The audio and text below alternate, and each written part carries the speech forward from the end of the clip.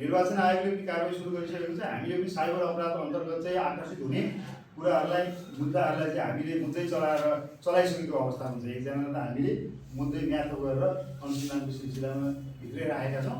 एकजनालाई हामीले आएर चाहिँ यो के लेखेको क्लियर गरा भनेर चाहिँ हामीले त्यसको मुद्दा प्रस्तुत गर्ने अवस्थामा पनि छौँ।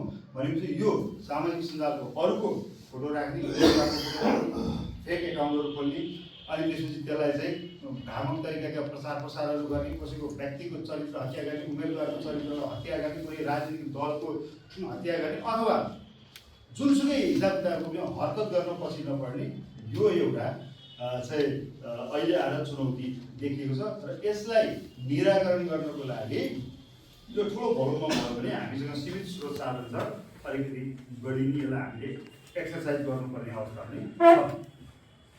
अब अर्को कुरो भनेको प्राकृतिक प्रकोपबाट पर्न सक्ने, हुन त अब हामी हिउँ पर्ने ठाउँमा छैनौँ, तर पनि अब वैशाख फागुन चैतको मौसम, असिना पानी, हावा हुँदैन आदि इत्यादिका कुराहरू मात्रै हामीलाई चाहिँ अलिकति थ्रेडको अवस्था आउन सक्छ मौसमको कुरामा। अन्यथा हामी कहाँमा हिउँै पर्ने अथवा फागुनमा उत्तरतिर हिउँ पर्न सक्छ, हामी कहाँमा होलीमा आउँछ, होलीमा आउँछ। अर्को चल्दा धम्की आदि इत्यादिका कुराहरू अब आइहाल्यो, होलीमै आयो।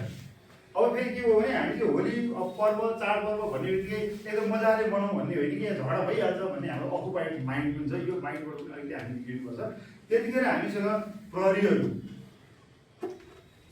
हाम्रो काउन्टर पार्ट्सहरू, नेपाली सेना पनि आजदेखि मतदान के अरे निर्वाचनमा खटिसकेको अवस्था छ। यहाँहरूको गाउँकोमा क्याम्प खडा गरेर बसिरहेको छ, एटिएम बुक आइसकेको अवस्था छ। त्यतिखेर हामीसँग पनि हाम्रो एक्जिस्टिङ पुलिस भन्दा पनि हामीसँग अहिले कार्यरत लगभग 900को हाराहारीको सङ्ख्यामा पुलिस छ। त्यतिखेर हामीलाई रेगुलर पुलिस पनि आउँछ, हामीसँग निर्वाचन प्रहरीहरू पनि हुन्छ। यो होलीलाई पनि हामी मर्यादित बनाउँछौँ, अलिकति च्यालेन्ज होला, मर्यादित बनाउँछौँ। चुनाव पनि भोलिपल्ट हाम्रो हुन्छ, त्यो हिसाबमा पनि हाम्रो तयारी छ।